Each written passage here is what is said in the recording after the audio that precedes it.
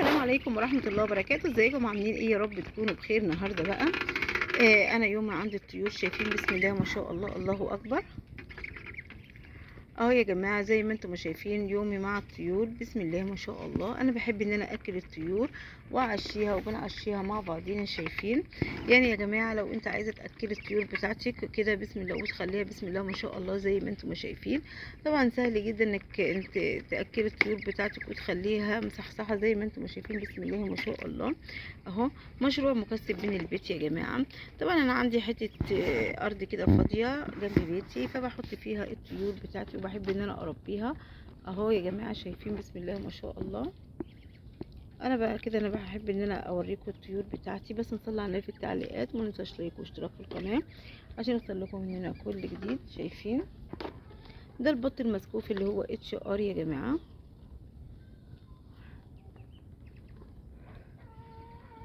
شايفين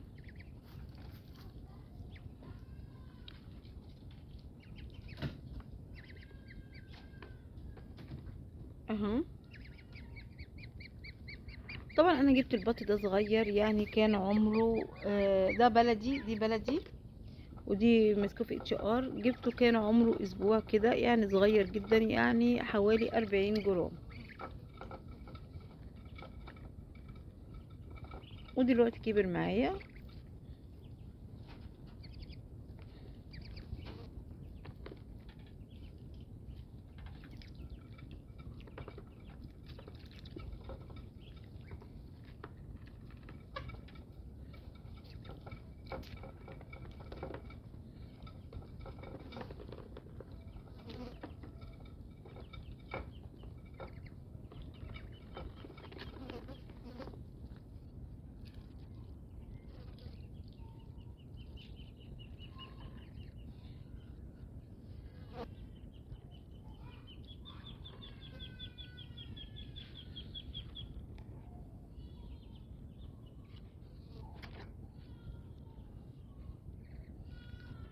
اهو يا جماعه شايفين بسم الله ما شاء الله.